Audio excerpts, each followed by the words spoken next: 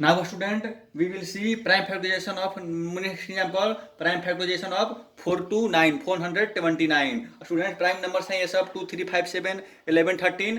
Prime factorisation क्या है? Nothing but LCM. ये एक टाइप का एलसीएम ही है। चलिए देख लेते हैं। सबसे पहले हम किस से चेक करेंगे स्टूडेंट? 2 से बिल्कुल डिवाइड नहीं होगा, क्योंकि आप डिविजिबिलिटी रूल अगर आपको पता होगा तो डिविजिबिलिटी रूल के अनुसार आपको इन number ends with 0, 2, 4, 6, 8 that will be divide by 2। Here it not ends with 0, 2, 4, 6, 8 but ends with 9 means it will be not divided by 2। Let's check it is divided by 3 और not. It is divided by 3, यह 3 से divide है तो क्या है? 143। Again next 143। Now it is not divided by 2 and let's check divide by 3 not. This is not divide by 3। Again it is not divide by 5। Why? क्योंकि it is not ends with 0। 5 से वही divide होता है जो 0 से 0 पे खत्म होता हो या फिर 5 पे खत्म होता हो, तो 5 से डिवाइड नहीं।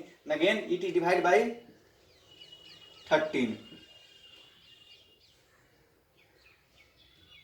या फिर it divide by 11। Here student आपने देखा कि आप 4 to 9 को हम प्राइम फैक्टराइजेशन ऐसे भी कर सकते हैं बाई एलसीएम मेथड। और ये हमने 4 to 9 एक कंपोजिट नंबर था, इसके प्रोडक्ट मल्टीपल प्रोडक्ट क्या बोलते हैं, प्राइम नंबर के प्रोडक्ट में हमने इसे ऐसे लिख दिया। यहाँ पे हमने क्या देखा कि कोई नंबर क्या बोलते हैं कि 0 पे खत्म होगा या फिर 5 पे खत्म होगा तो ही 5 से डिवाइड होगा। अच्छा, इसके नेक्स्ट हम एग्जाम्पल देखते हैं।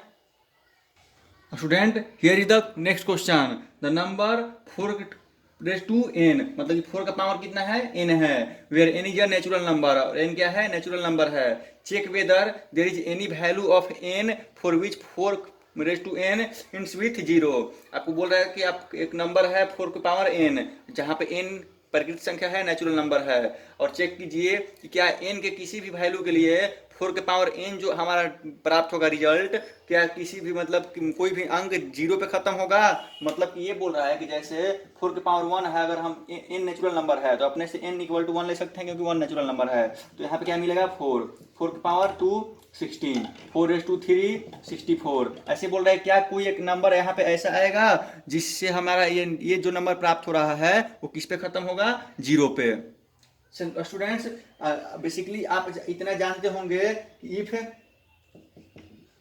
द 4 के power n for any n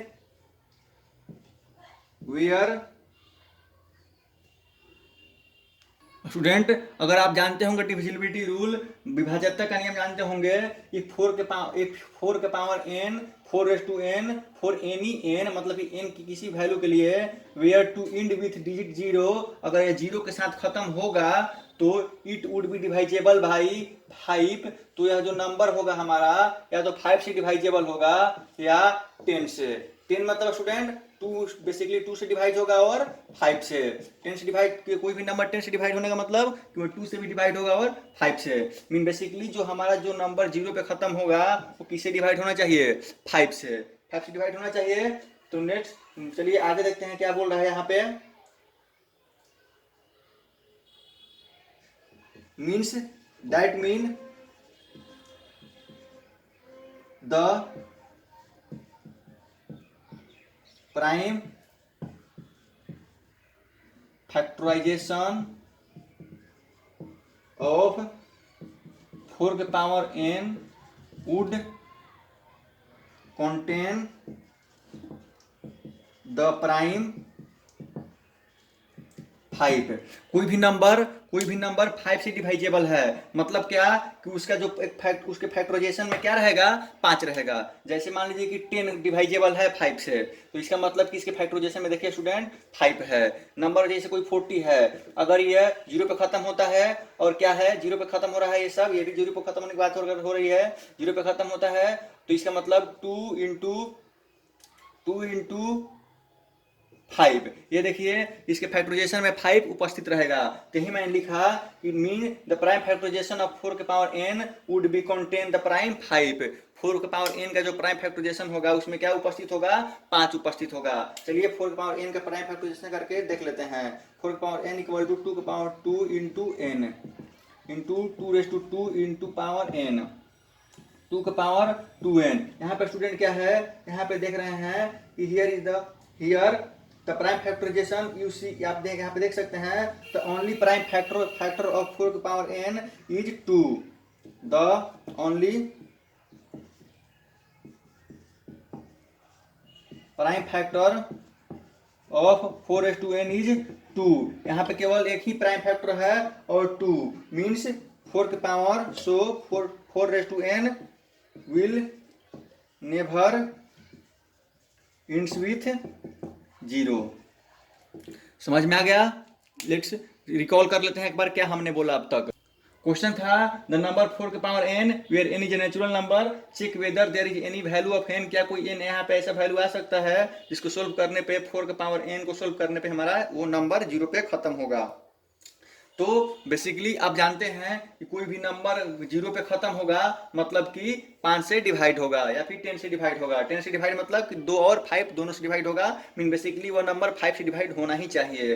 that mean the prime factorization of 4n would be contain the prime 5। इसका मतलब कि जो नंबर खत्म होगा 0 पे तो इसका मतलब कि हमें क्या होना चाहिए कि 4 के पावर n में प्राइम फैक्टराइजेशन में क्या उपस्थित होना चाहिए, 5 उपस्थित होना चाहिए, तभी तो हो सकता है ऐसा, नहीं तो हो नहीं सकता है। आप खुद घर पे भी चेक कर सकते हैं। तो हमने 4 के पावर n को क्या किया, फैक्टराइजेशन किया 2 इंटू 2 के पावर n, यहाँ पे क्या आ गया 2। अब हम क्या देखते हैं यहाँ पे the only prime factor of 4 के पावर n इज 2, केवल एक ही प्राइम फैक्टर है और वो क्या है 2 है। इसका आंसर मतलब हम नहीं बोल सकते हैं, इसका आंसर हम बोल सकते हैं कि 4 के पावर n कभी भी 0 पे खत्म नहीं होगा। समझ में आ गया? यहाँ पे प्राइम फैक्टर केवल 2 है तो ये 0 पे खत्म होता ही हो नहीं सकता है, और 0 पे जब खत्म नहीं होगा तो मतलब यहाँ पे 0 पे खत्म नहीं होगा, तो इसका मतलब क्या है यहाँ पे मतलब प्राइम फैक्टराइजेशन क्यों 0 पे खत्म नहीं होगा, क्योंकि आपने देखा कि यहाँ पे प्राइम फैक्टराइजेशन के रूप में 5 उपस्थित नहीं है, प्राइम फैक्टर के रूप में 5 उपस्थित नहीं है। इस कारण से ये 4 के power n never ends with 0। Understood? Yes.